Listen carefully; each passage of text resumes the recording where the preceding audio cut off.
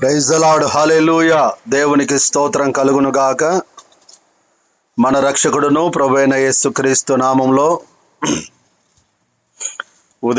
మరి ఈ 3 గంటల ప్రార్థన కాల సమయంలో మరి ప్రార్థనలు ఏకీవిస్తున్న బిడ్డలందరికీ వందనాలు. ఇంతవరకు మరి పాటల ద్వారా ప్రభు మహిమపరచబడ్డాడు. ఈ సమయంలో మరి దేవుని యొక్క సందేశం ఇందాం. జీవము గల దేవుడు మనందరితో మాట్లాడును గాక. అపోస్తుల కార్యముల గ్రంథము 1వ అధ్యాయము,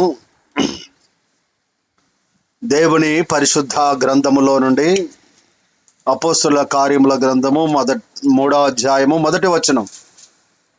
పగలు 3 గంటలకు ప్రార్థనా కాలమున పేతురును యోహానును దేవాలయమునకు ఎక్కి వెళ్ళుచుండగా. గమనించండి దేవుని బిడ్డలారా, పగలు 3 గంటల ప్రార్థన కాల సమయమున అనే మాటను మనం చూస్తున్నాం. పగలు 3 గంటలు ఎలాంటిదంట? ఏ కాలం అంట? ప్రార్థన కాలమున పేతురు యోహాను దేవాలయమునకు మరి ఎక్కి వెళ్ళుచుండగా అనే మాటను మనం చూస్తున్నాం. అంటే ఈ పేతురు యోహాను దేవుని బిడ్డలారా ప్రార్థనకు ప్రాధాన్యత మరి ఇచ్చినట్లుగా మనం చూస్తున్నాం. ఈ మాట మొట్టమొదటి పాయింట్ మనకు ఏం జ్ఞాపకం చేస్తుందంటే, ప్రార్థనను మనము నిర్లక్ష్యము చేయకూడదు. అది కాక 3 గంటల ప్రార్థన కాల సమయం అంటే ఇంకా ఎంతో ప్రాముఖ్యమైనది, ఎంతో విలువైనది కూడా అని మనం తెలుసుకోవాలి. దేవునికి స్తోత్రం కలుగును గాక. కాబట్టి దేవుని బిడ్డలారా, పేతురు మరియు యోహాను ప్రార్థన సమయాన్ని నిర్లక్ష్యము చేయలేదు గనుక నువ్వు నేను మనము కూడా నిర్లక్ష్యము చేయక వాక్యము పట్ల ఆసక్తి గల వారై, వాక్యము పట్ల శ్రద్ధ కలిగినటువంటి వారై, వాక్యము పట్ల మెలకు కలిగి వాక్యానుసారంగా మనం బ్రతికినట్లయితే దేవుడు దాచిచ్చినటువంటి మేలులు ఆశీర్వాదాలు మనం పొందుతామని లేఖనాలు మనకు తెలియచేస్తున్నాయి. 1 దశలోనికలకు రాసినటువంటి పత్రిక 5వ అధ్యాయము 17వ వచనము మనం చదివినట్లయితే అక్కడ ఒక మంచి మాట రాయబడుతుంది. 1 దశలోనికలకు రాసినటువంటి పత్రిక 5వ అధ్యాయము 17వ వచనం. ప్రతి విషయమునందు కృతజ్ఞతాస్తుతులు చెల్లించుడి, ఇలాగున చేయుట యేసుక్రీస్తునందు మీ విషయంలో దేవుని చిత్తము. చూడండి దేవుని బిడ్డలారా, అక్కడ రాయబడినటువంటి మాట పై వచనములు ఉంటుంది. ఎడతెగక ప్రార్థన చేయుడి. అంటే ప్రార్థన అనేది ఇక్కడ పేతురు యోహానులు 3 గంటలకు ప్రార్థన కాల సమయం దేవాలయమునకు ఎక్కి ఆయనను స్తుతించినట్లుగా మరి అక్కడ ప్రార్థించినట్లుగా మనం చూస్తున్నాం. ఇక్కడనేమో పౌలు గారు చెప్తున్నాడు, మరి దశలోనికలకు రాస్తూ ఎడతెగక ప్రార్థన చేయుడి. ఆమెన్. నిజంగా ప్రార్థన మన పరిస్థితులన్నిటినీ మారుస్తుందని లేఖనాలు మనకు తెలియచేస్తున్నాయి. వచనం ఏంటంటే 55వ కీర్తన 17వ వచనాన్ని ఒకసారి చదువుదాం. సాయంకాలమున ఉదయమున మధ్యాహ్నమున నేను ధ్యానించుచు మొరపెట్టుకొందును, ఆయన నా ప్రార్థన నాలగించను. చూడండి, సాయంకాలమున ఉదయమునను మధ్యాహ్నమునను నేను మొరపెట్టుకొని ప్రార్థన చేయుదును, ఆయన నా స్వరము ఆలకించును. ఆమెన్. దేవుడు మరి సాయంకాలమున ఉదయమున మధ్యాహ్నము చేసినటువంటి ప్రార్థనలు దేవుడు ఆలకించి తన స్వరాన్ని వినిపిస్తాడని, తన స్వరాన్ని వెల్లడిపరుస్తాడని ఇక్కడ లేఖనం మనకు తెలియచేస్తూ ఉంది. దేవునికి స్తోత్రం కలుగును గాక. మొట్టమొదటిగా దేవుని బిడ్డలారా, ప్రార్థనకు ప్రాధాన్యత మనం ఇవ్వాలని దేవుడు ఈ 3 గంటల ప్రార్థనలో దేవుడు మాట్లాడుతూ ఉన్నాడు. రెండవది, దేవుని బిడ్డలారా, మరి సమయములో ఎప్పుడు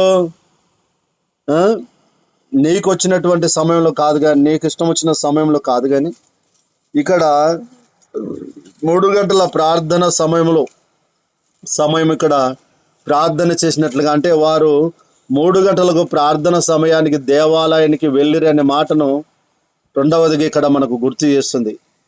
అంటే దీంట్లో మధ్యాహ్నం కూడా ఉంది, సాయంకాలం ఉంది, ఉదయం ఉంది, మధ్యాహ్నం కూడా మనకు కనబడతా ఉంది. కీర్తనకారుడు మరి ఆయన నా స్వరము ఆలకించును. అవును, నువ్వు పాట పాడినా, నువ్వు ప్రార్థించినా, నువ్వు వాక్యం చదివినా, నువ్వు దేవునికి మొరపెట్టినా మరి ఆయన నా స్వరము ఆలకించునని భక్తుడు కీర్తనకారుడు చెప్పినట్లుగా మన స్వరాన్ని కూడా, మన ప్రార్థన కూడా ఆయన ఆలకించువాడుగా ఉంటున్నాడు. ప్రార్థన ఆలకించువాడా సర్వ శరీరులను ఎద్దకొస్తారని లేఖనం మనకు తెలియచేస్తుంది. కాబట్టి మూడవది ఏంటంటే సహవాసములో ఆత్మీయ బలం మనకు కావాలని లేఖనం తెలియచేస్తుంది. ఎలాంటి సహవాసం? పేతురు ఒంటరిగా కాకుండా యోహానుతో కలిసి ఏం చేశాడు? దేవాలయమునకు ఎక్కి వెళ్ళినట్లుగా మనం చూస్తున్నాం. ఒకరి ప్రార్థన ఒక దయ్యాన్ని ఎల్లగొడితే ఇద్దరి ప్రార్థన 10 దయ్యాలను ఎల్లగొడుతుందంట. దేవునికి స్తోత్రం కలుగును గాక. మరి 10 దయ్యాలను వెళ్ళగొట్టే ప్రార్థన మరి ఎంత బలమైనదో చూడండి. అంటే ఇద్దరు కూడి ఏకీభవించి ప్రార్థన చేయటం ద్వారా ఎన్నో బలమైనటువంటి ఆశ్చర్య కార్యాలు, అద్భుత కార్యాలు ప్రభు చేస్తాడని లేఖనం మనకు తెలియచేస్తుంది. అందుకనే ప్రసంగి గ్రంథము 4వ అధ్యాయం 9వ వచనం మనం చదివితే, ఇద్దరి కష్టము చేత ఉభయులకు మంచి ఫలము కలుగును. ఇద్దరి కష్టము చేత ఉభయులకు మంచి ఫలము కలుగును. కనుక ఒంటిగాడై ఉండుట కంటే ఇద్దరు కూడి ఉండుట మేలంట. ఆమె చెప్పండి. ఒంటిగాడై ఉండుట కంటే. ఈ మధ్యాహ్న కాల సమయంలో 3 గంటల ప్రార్థన కాల సమయంలో దేవుడు వాక్యం ద్వారా నీతో ఏమని మాట్లాడుతున్నాడంటే, ఒంటిగాడై ఉండుట కంటే ఇద్దరు కూడి ఉండుట మేలాయను. ఆమెన్. కాబట్టి ఇద్దరు ఒకరికంటే మేలు, వారి కష్టమునకు మంచి ఫలితము కలుగుతుందని లేఖనం ఇక్కడ మనకు తెలియచేస్తూ ఉంది. ఆమెన్. కాబట్టి ఇద్దరు కూడి భార్యాభర్తలుగా ఉంటే, మరి భార్యాభర్తలు పిల్లలు కలిసి, అత్త కోడళ్ళు కలిసి, మరి అన్నదమ్ములు కలిసి, ఇద్దరు కలిసి, మరి అక్క చెల్లెళ్ళు కలిసి భూమి మీద ప్రార్థించినప్పుడు, ఏకీభవించినప్పుడు, వాక్యము చదివినప్పుడు, మరి దేవుని వేడుకున్నప్పుడు, దేవునికి మొరపెట్టినప్పుడంట ఆ ప్రార్థన ఎంతో శక్తివంతంగా మారుతుందని లేఖనాలు మనకు తెలియచేస్తూ ఉన్నాయి. దేవునికి స్తోత్రం కలుగును గాక.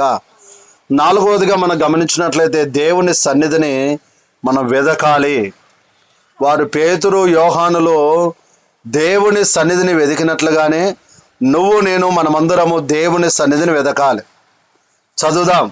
దేవుని పరిశుద్ధ గ్రంథంలో దేవాలయానికి వెళ్ళడం, దేవుని సన్నిధిలో మరి వాళ్ళు వేడుకున్నటువంటి విధానాన్ని మనం చూస్తూ ఉన్నాం. మరి ఎవరెవరు దేవుని సన్నిధిలో వేడుకున్నారంటే 84వ కీర్తన 10వ వచనంలో ఒక మాట చదవండి మా. నీ ఆవరణంలో ఒక దినము గడుపుట 1000 దినముల కంటే శ్రేష్టము. చూడండి, దేవుని యొక్క ఆవరణములలో ఒక్క దినముడు గడుపుట 1000 దినాల కంటే శ్రేష్టమైనది. ఆమెన్.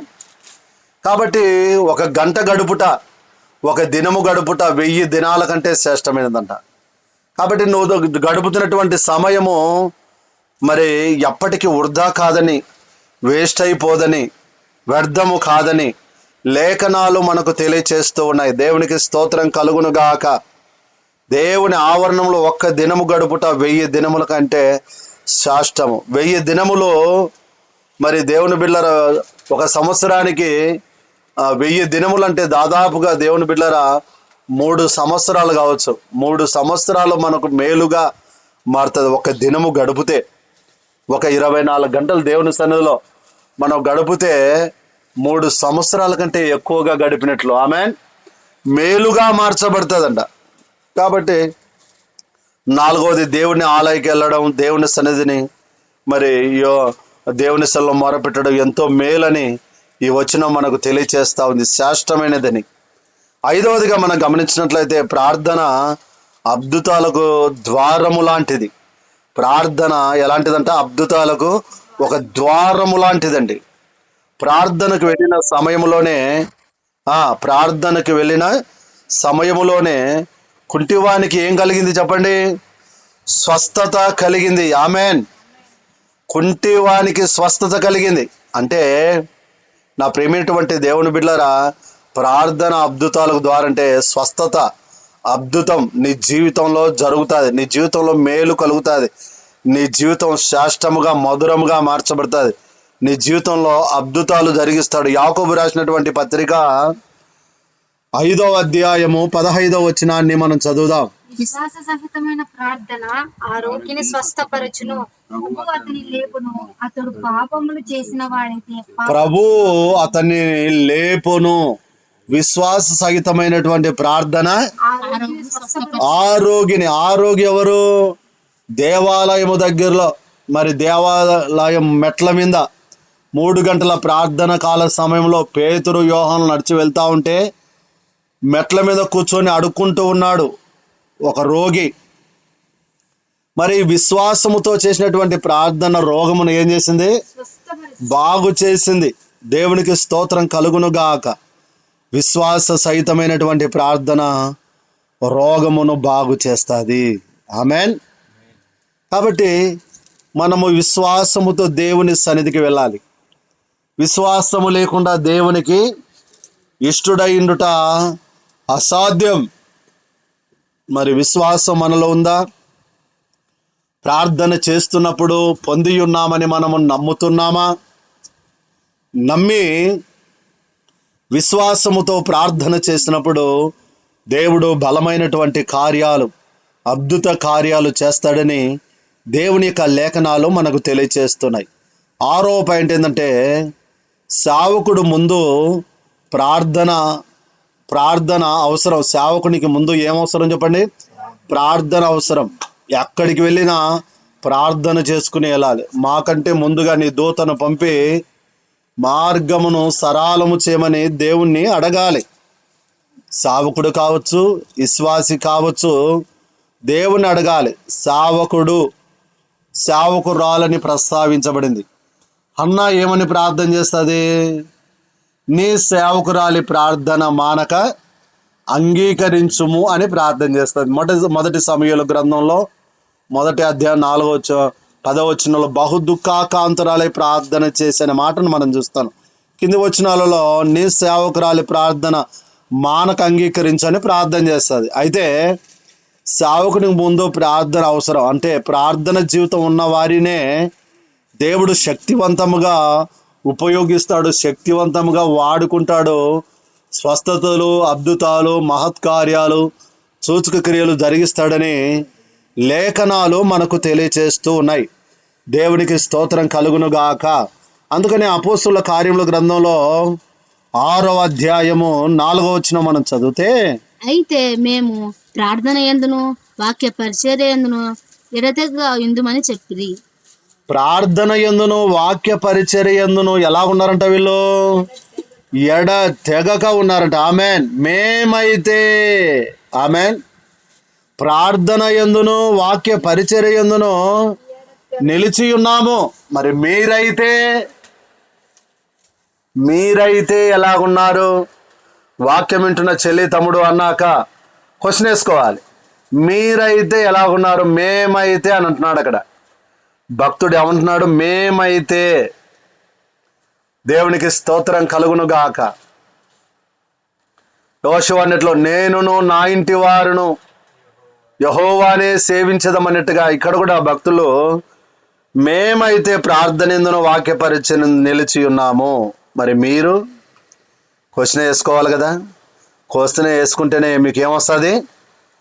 ఆన్సర్ అనేది దొరుకుతుంది. హల్లెలూయా. క్వశ్చన్ లేకుండా ఏదో గుడ్డిగా ప్రార్థన చేస్తున్నాం, ఏదో వెళ్తున్నామంటే గుడ్డేద్దు చేలవన్నట్టుగా వెళ్తున్నాం, మన భక్తి ఉందంటే, క్వశ్చన్ లేకుండా వెళ్తున్నామంటే ఆన్సర్ నీకు దొరకదు. క్వశ్చన్ వేసుకోవాలి, ఆలోచించాలి. ఆత్మను దేవుడు కుమ్మరిస్తాడు. ఆమెన్. దేవునికి స్తోత్రం కలుగునుగాక. 7వది మనం గమనించినట్లయితే దేవుని సమయము పరిపూర్ణమైనది. దేవుని సమయం ఎలాంటిదంట? దేవుడు కుంటివాణ్ణి జీవితాన్ని మార్చడానికి సరైనటువంటి సమయాన్ని ఏర్పాటు చేశాడు. ఆమెన్ చెప్పండి. హల్లెలూయా. ఏ సమయం చెప్పండి?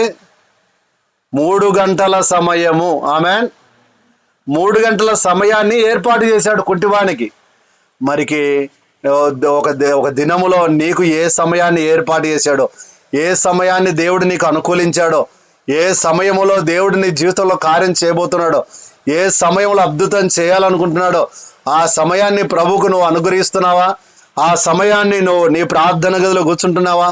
ఆ సమయాన్ని నువ్వు ప్రభువుకి ఇస్తున్నావా? ఆ సమయాన్ని సాతానుడు ఏమన్నా దొంగిలిస్తున్నాడా? ఆ సమయము ఏమై ఉన్నదో మరి నువ్వు గ్రహించుతున్నావా?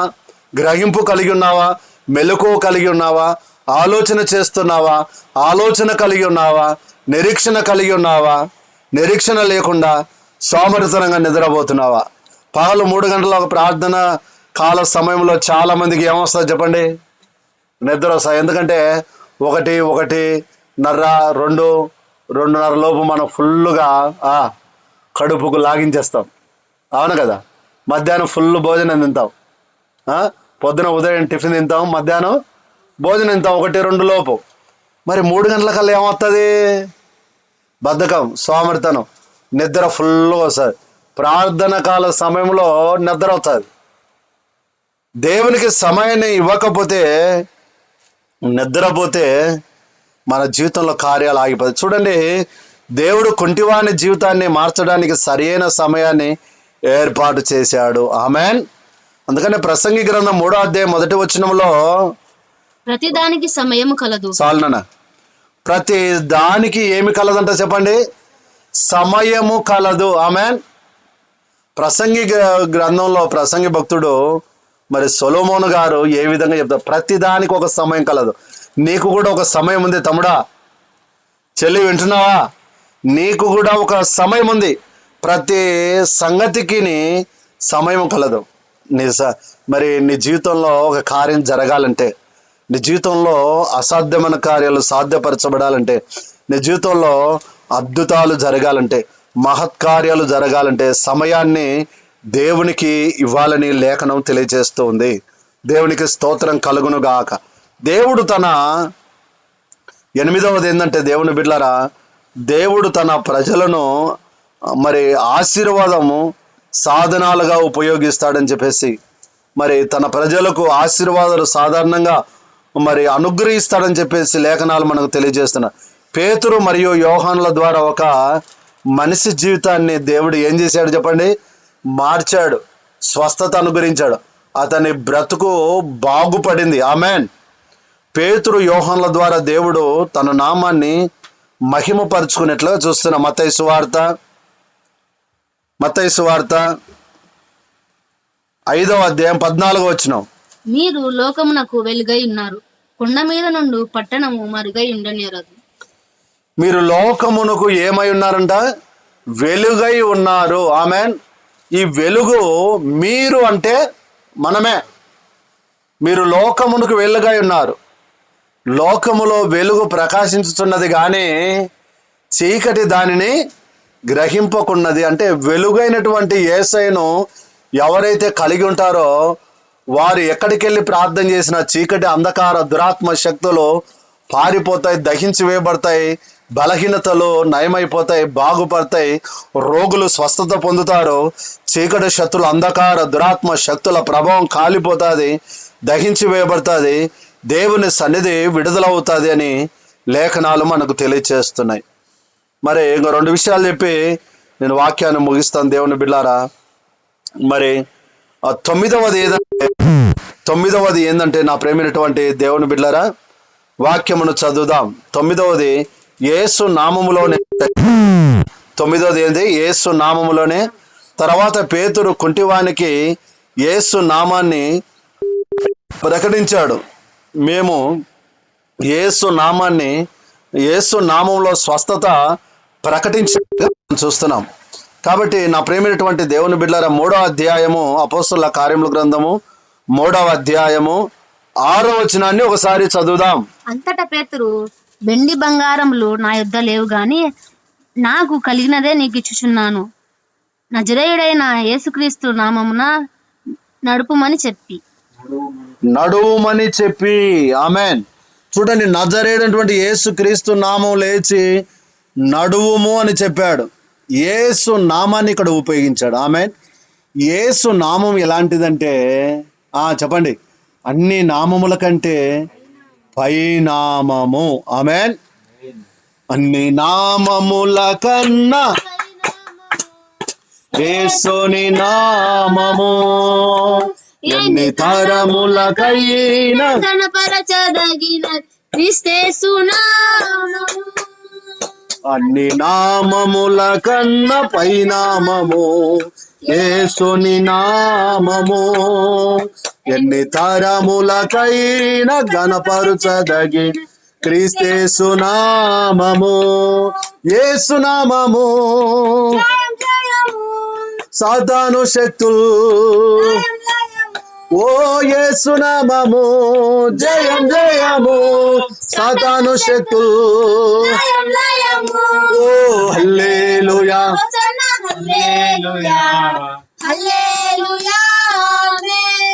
ఆమేన్ ఆమేన్, హల్లెలూయా హోసన్నా, హల్లెలూయా హల్లెలూయా ఆమేన్, హల్లెలూయా.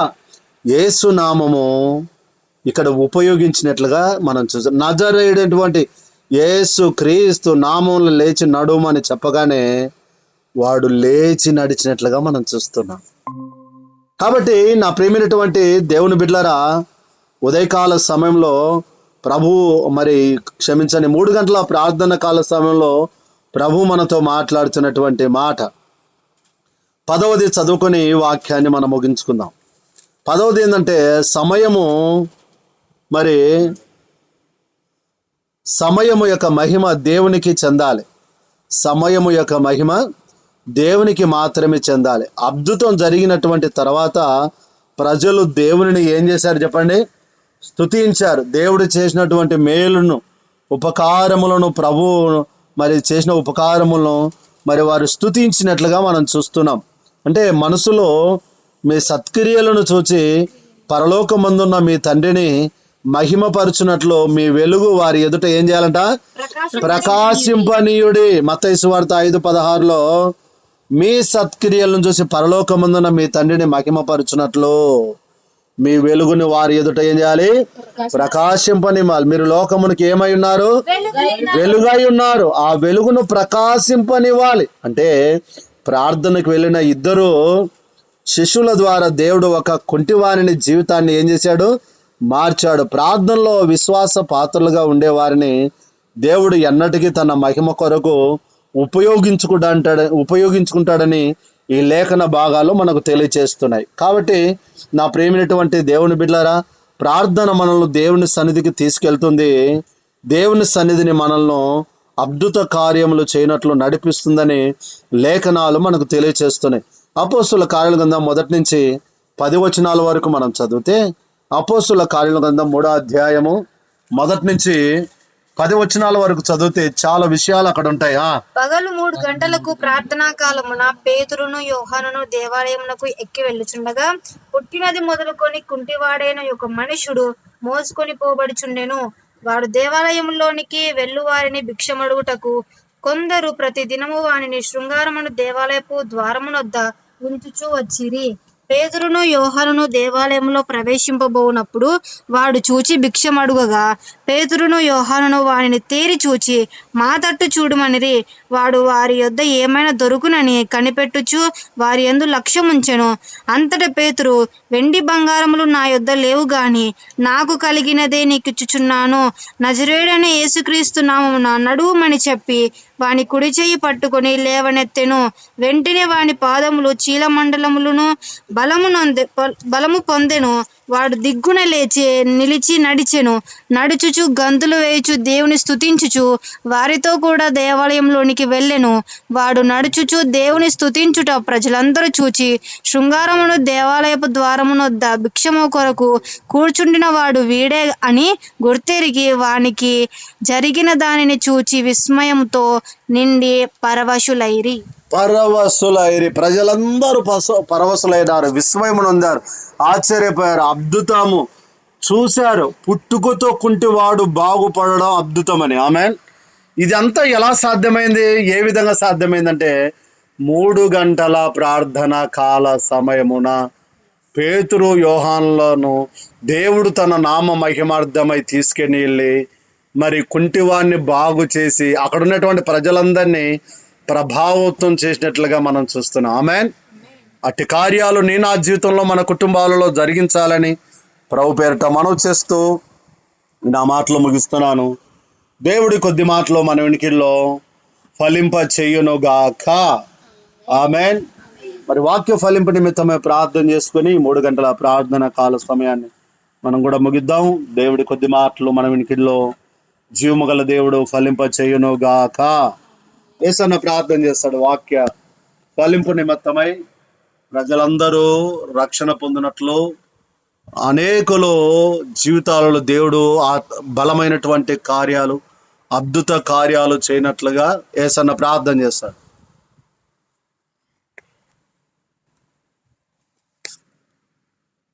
మహాగరుడ మహోన్నతుడ ప్రేమ కలిగిన తండ్రి, మీకు స్తోత్రమైన రక్షణ దుర్గమ, మీకు స్తోత్రమైన యేసయ్యా, మీకు స్తోత్రమైన ఈ 3 గంటల సమయంలో ప్రభా మీరే రీతిగా నడిపించిన దేవా, మీకు స్తోత్రమైన పాటల ద్వారా మహిమ పొందిన దేవరా, మీకు స్తోత్రమైన గొప్ప దేవ, వాక్యం ద్వారా మీరే మాట్లాడిన దేవా, మీకు స్తోత్రమైన ప్రతి ఒక్కరితో మాట్లాడినందుకు మీకు స్తోత్రమే చెల్లిస్తున్నామైన పరిశుద్ధాత్మ తండ్రి, మీకు స్తోత్రమైన మీరే ముందంటే చక్కగా నడిపించినందుకు స్తోత్రమైన ముగింపు ప్రార్థన వారు మీరే తోడు ఉన్నది నాయన. గొప్ప దేవ, గొప్ప తండ్రి, మీకు స్తోత్రమైన గొప్ప తండ్రి, మీకు స్తుతులనైనా.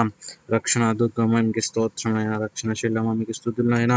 ప్రతి ఒక్కరి రక్షణ ఆనందం దయచేయండి ప్రభా. గొప్ప దేవ, మీకు స్తోత్రమైన ప్రతి ఒక్కరు ఎత్తబడి గుంపుగా కలిగి ఉండలాగా సహాయం చేయండి ప్రభా. మీకు స్తుతులు నాయన. పరిశుద్ధ తండ్రి, మీకు స్తోత్రమైన పరిశుద్ధాత్మ తండ్రి, మీకు స్తుతులు నాయన. గొప్ప దేవ, మీకు స్తోత్రమైన మీరే రీతిగా నడిపించండి నాయన.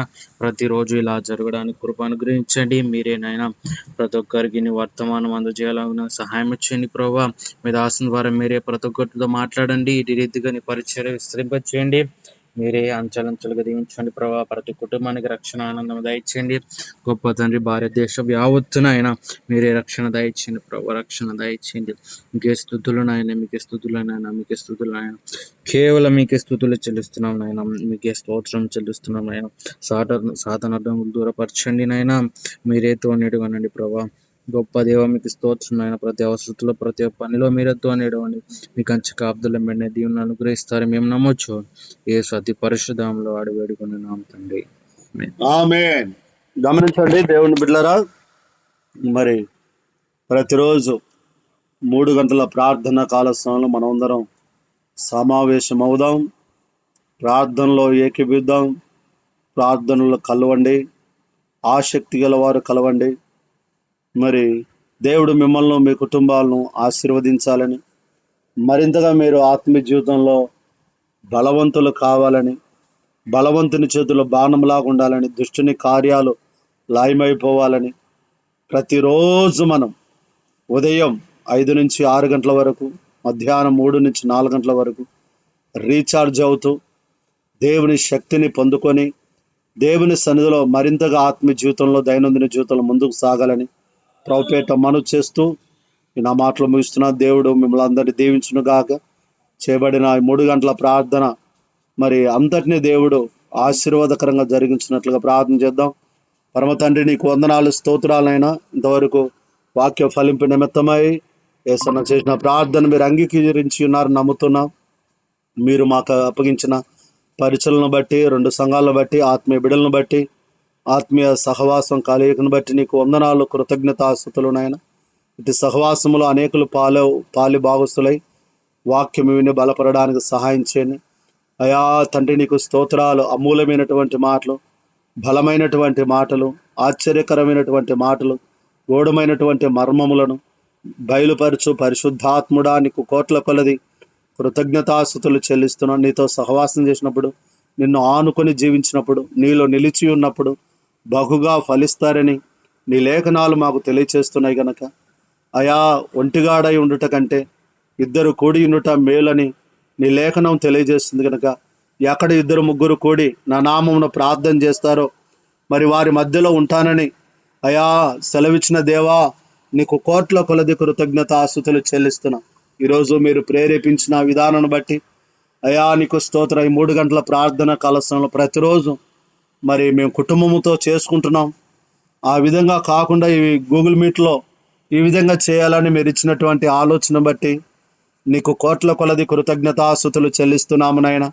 ఈ 3 గంటల ప్రార్థన కాల సమయంలో అయా ప్రతిరోజు అనేకులు పాల్గొని ఆత్మీయ మేలులు, పరలోక సంబంధమైనటువంటి విషయాలు, పరిశుద్ధ గ్రంథంలో ఉన్నటువంటి మర్మములు అనేకమైనటువంటి విని నాయన మరింతగా లోతుగా నాటబడి నాయనా తండ్రి బండ మీద ఆయా చెక్కబడినటువంటి వారిగా ఉండడానికి సహాయం చేయమని ప్రార్థన చేస్తున్నాం.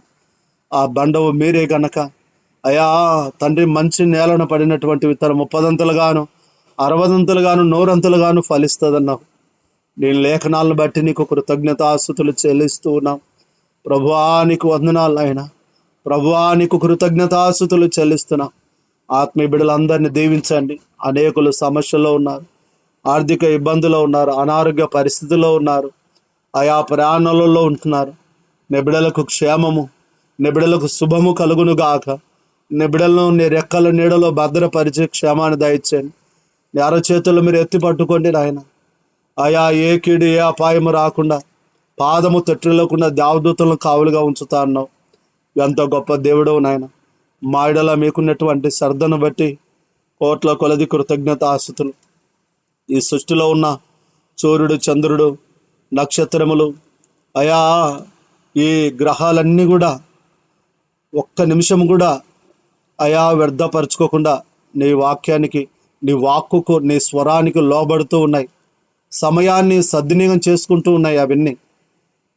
మరి మేము కూడా సద్వినియోగం చేసుకోవాలని, దినములు చెడ్డవి కనుక మీరు సమయం పోనివ్వక సద్వినియోగం చేసుకొనొచ్చు. అజ్ఞానుల వలె కాక జ్ఞానుల వలె నడుచుకున్నట్లు జాగ్రత్తగా చూసుకోవాలని మీరు మాట్లాడుతూ మమ్మల్ని హెచ్చరిక చేస్తూ వస్తున్నారు. నీకు వందనాలు ప్రభువా. అయా నీ గద్దింపుకు లోబడి, నీ మాటకు లోబడి మేము జీవించడానికి సహాయం చేయండి. లోబడని పిల్లలకు శ్రమ అన్నావు. మేము శ్రమల పాలు కావడం నీ చిత్తం కాదు. మేము నశించిపోవడం నీ చిత్తం కాదు. మేము నాశనమైపోవడం నీ చిత్తం కాదు. మేము చల్లారిపోవడం నీ చిత్తం కాదు. మెలకువగా ఉండి ప్రార్థన చేయాలని హెచ్చరిక చేసావు. ప్రతి విషయంలో కృతజ్ఞతాస్తుతులు చెల్లించాలని మరి 3 గంటల ప్రార్థన కాల సమయంలో వాక్యం ద్వారా మీరు మాట్లాడుతూ వచ్చారు. 3 గంటల ప్రార్థన కాల సమయంలో కుంటివాని జీవితాన్ని బాగు చేసినట్లుగానే మరి నిరాశలో ఉన్నటువంటి వాని జీవితాన్ని అయా తండ్రి నిరీక్షణలోనికి మీరు నడిపించి బాగు చేసి మరలా కుటుంబాన్ని మీరు ఇచ్చినందులకు నీకు వందనాలు స్తోత్ర. ఎంతోమంది నిరాశలో ఉన్నారు, నిస్పృహలో ఉన్నారు, కృంగుదలలో ఉన్నారు, వేదనలో ఉన్నారు, బాధలో ఉన్నారు, అనేక సమస్యలలో, ఇబ్బందులలో కొట్టుమిట్టుకులాడుతున్నారు. యేసయ్యా మీరే నీ ప్రజలను కాపాడుతున్నామని ప్రార్థన చేస్తున్నాం. దేవా మరి ప్రతి క్షణం, ప్రతి దినం ఎవరిని మింగుదనని గద్దించి సింహం వలె వాడు ఎదుగుతూ తిరుగుతూ ఉన్నాడు. మరి బలవంతులైనటువంటి వారిని బలహీనపరచాలని, మరి ప్రార్థన పరులను నాశనం చేయాలని, ఆత్మీయంగా ఫలించే దాంపత్య జీవితాలను చెడగొట్టాలని, ఫలాలు లేకుండా చేయాలని, ఫలాలను ఎత్తుకొని పోవాలని వాడు ప్లానింగ్ కలిగి ఉన్నాడు. వాడు వేస్తున్న ప్రతి యోచనలన్నిటినీ మీరే భంగపరుస్తురండి, మీరే చెడుపు వేస్తురండి. వాడు వేస్తున్న ప్రతి అగ్నిబాణాలన్నీ మీరే ఆర్పివేస్తురమని ప్రార్థన చేస్తున్నాం. ఈ 3 గంటల ప్రార్థన కాలశంలో మా ప్రార్థనని ధూపం నీ సన్నిధికి యేసు నామంలో చేరును కాదు. నిశ్చితమైతే ప్రతిరోజు 3 గంటల ప్రార్థన కాల సమయంలో ఇంకా అనేకులు జాయిన్ అవ్వడానికి సహాయం చేయండి. మరి నాయనా నీకు స్తోత్రాలు. ఈ గూగుల్ మీటు ఈ పరిచర్యను అంచెలంచెలుగా మీరు వర్ధిల్ల చేయండి, అనేకులకు ఆశీర్వాదకరంగా మార్చండి. మరి ఈ మెసేజ్, ఈ ప్రార్థన మరి యూట్యూబ్లో, వాట్సాప్లో షేర్ చేస్తుంటుండగా అనేకులు విని దైవికమైనటువంటి మేలులు, ఆశీర్వాదాలు, దీవెనలు పొందుకునడానికి సహాయము చేస్తున్నామని ఈ 3 గంటల ప్రార్థన విన్నపములని సన్నిధికి చేర్చుకునేందుకు కోట్ల కొలది కృతజ్ఞతాస్తుతులు నాయన. మీరే మహిమ పొందుతురమని నజరేయుడైనటువంటి యేసు క్రీస్తు సర్వశక్తి గల నామములో ప్రార్థించి స్తుతించి అడిగి పొంది ఉన్నాము తండ్రి. Amen, amen. Praise the Lord. Yesu రక్తమే జయం, శిలువ రక్తమే జయం. యేసు నామములో సంపూర్ణ విజయం కలుగునుగాక. ఆశీర్వాదం ఇప్పుడు మన పరమ తండ్రి అయిన దేవుని ప్రేమ, మన రక్షకుడైన యేసుక్రీస్తు వారి కృప, ఆదరణకర్త అయినటువంటి పరిశుద్ధాత్మ దీవెన నిత్యము సదాకాలం మనందరికి తోడయండి ముందుకు నడిపించునుగాక. Amen. Amen. God bless you. Praise the lord.